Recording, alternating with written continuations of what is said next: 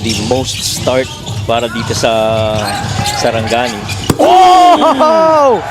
One-handed throwdown right out of the game. Migs Pascual, they do understand Migs has been the top shooting guy for them. Oh, Velches, big boy rebound, gets the basket at may foul pa. Napako na sa 64 points. Rodel Gravera will slam it down with two hands. Check the mic and make sure it sound right, boys.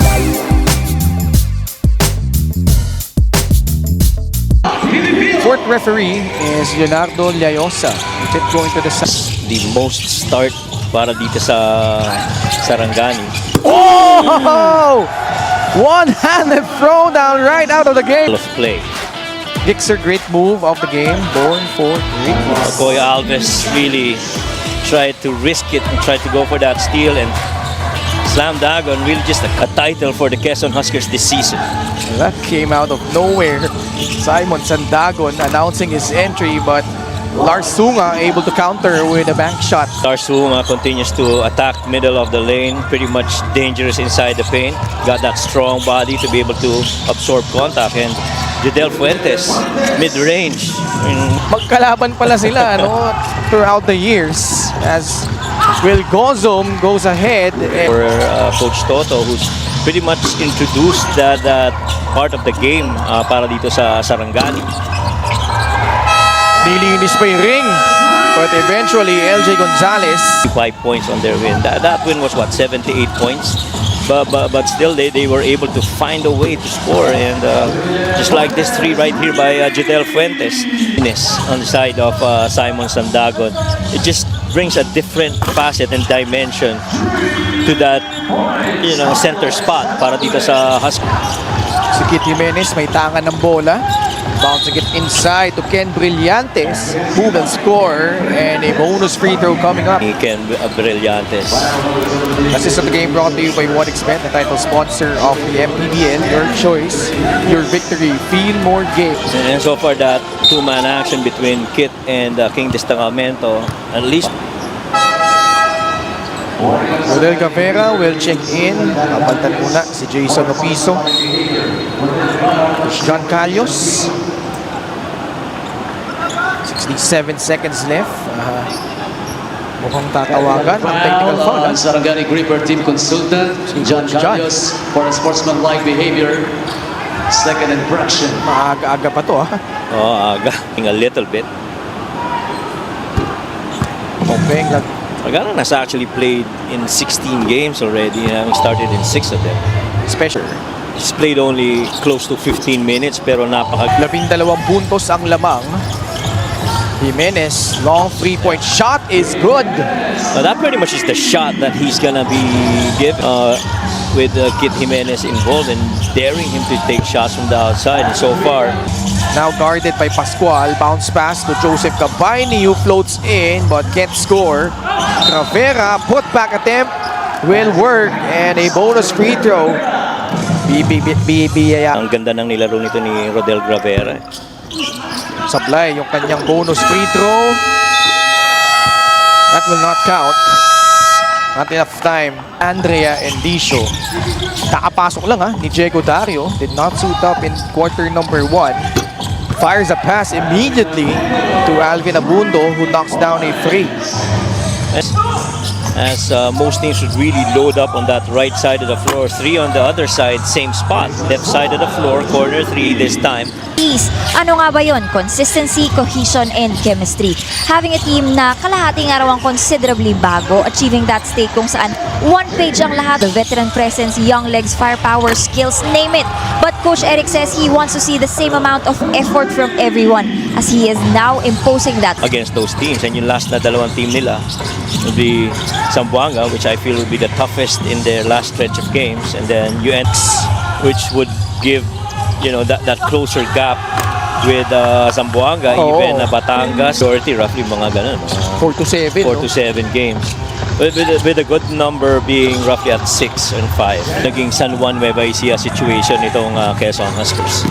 Great pocket pass. JP Sarao lays it in. How these guys play in the open floor. Sa labas, titikada si Mix Pascual who knocks down that free. Mix Pascual. Tagle will pull up. Eman Tagle. Make shots from the outside. Nakikita mo naman sa flow ng tira niya. Martin Gozom will fire and score from downtown. Three-point shooting has improved Sarangani. They're 6 out of 11 right now. Matter of fact, they're shooting better than that of Quezon. But just as you say that, pumawi ito si Judel Fuentes. Tres din, pinakawalan doon ni Judel. Jimenez attacks the defense of Diego Dario, blowing past him. And Para dito sa Quezon Huskers, and Judel just sinks it. efficient from free to today. Hindi yan. Contrasting styles itong Quezon sa Sarangani. I was gonna say the same. And boy, Judel Fuentes knocking down another 3. And then the shooting, This 3 out of 4 from 3. matching his season averages already. Boy Alves wants to back down Eman Tagle. Caliano will power through and score. Pass yung kanyang pasa. Numbers for the guys in white. Martin Gozo will lay it in. Counted plus a foul. That's a foul away from the ball. See this action right here. Got that little screen from Velches. Will held on as Martin kept going with that layup, but then Tis nga lang. right side of the floor. Caliano puts it on the deck. Shot will not count. But Quezon is in penalty. I thought he had that right floor. Played for Coleo de San Lorenzo. May baba yung kalabangan para sa Sarangani Gripper. Bumagsak si Martin Gozom. One could say nakatulong rin yung pagkaka-sell ni Martin Gozon dun sa throw-wise. Plus 8 attempts. You know, doon ang pinaka makikita mo pagkakataon eh. Sa ilalim, nagkakagulo pero si Otep Gabayni. Sa Sarangani, clearly, if you're Coach John and Coach Toto, you do admire. Tama, di ba? Tama. Okay. Mamaya mali ako na sinasabi. Meanwhile, it's... And keeping it simple with those acronyms really helps a lot. Oo. Sarangani free did not suit up in their strict...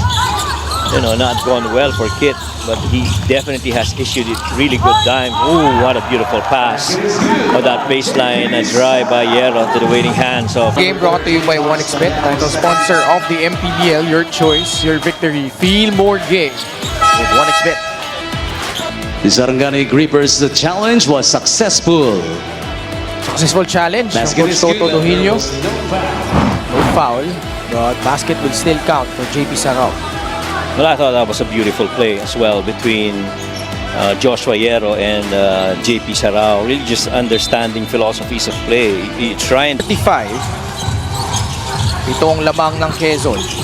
Larsunga finally gets the basket and a bonus free throw coming up.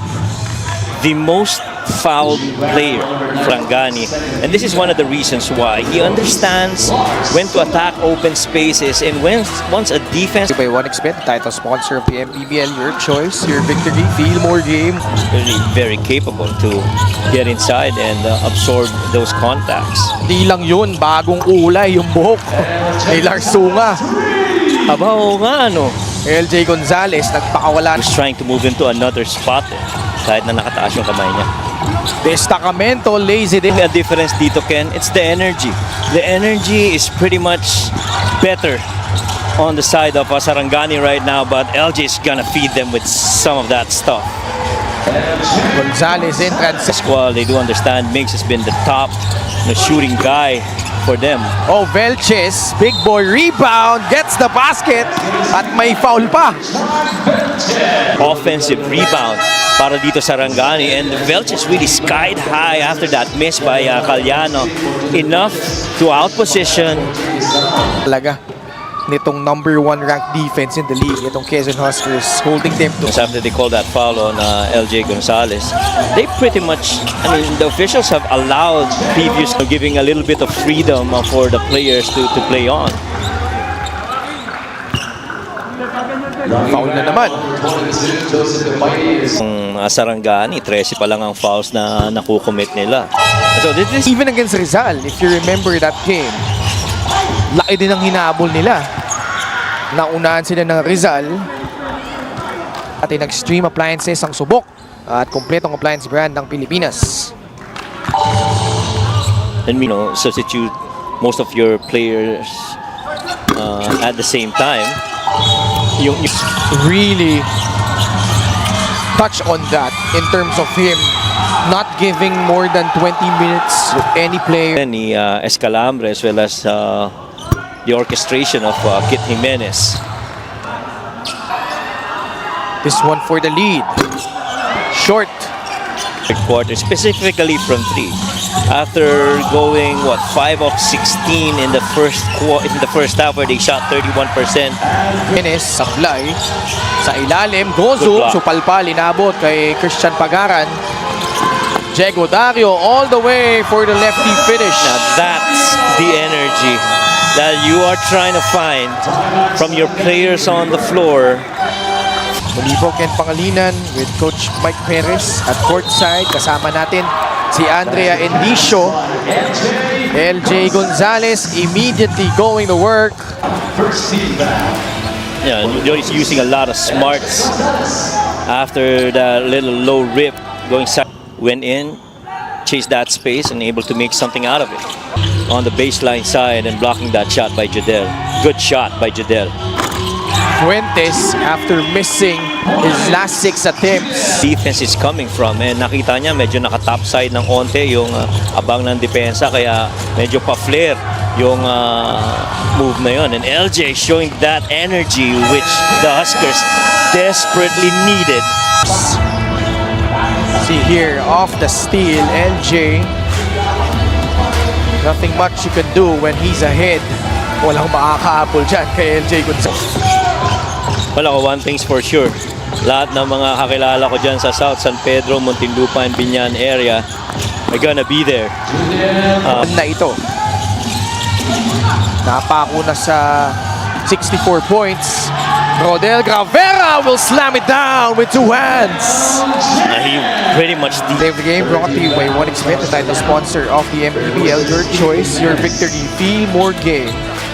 1xBet. It was a foot race with Migs Pascual, and Migs was not gonna challenge that. And Rodel Gravera, that they pull off the bench and always gives positive results. He never runs out of effort. While we see another 3 right there by Escalambre. And Really pulled away after Sarangani was able to tie it. Fuentes at 2 more. Gets it back from Rodel Gravera. Diego Dario pounds it and pulls up for that mid-range jumper. I loved how Wala ka dito. Past first point guard yan dati sa San Beda. As we hit the last 2 minutes, Koy Alves with a reverse. And then he converted himself into a knockdown shooter. that's a transition that I feel he was intentional on the side of Migs. He had good. Parang halos secured na nila yung top spot. Yeah, I don't think there's a highly unlikely na mahahabol sila ng that is because when you look at the teams that they are gonna go up against, Zamboanga's going up against another 3 from the outside by Kit Jimenez.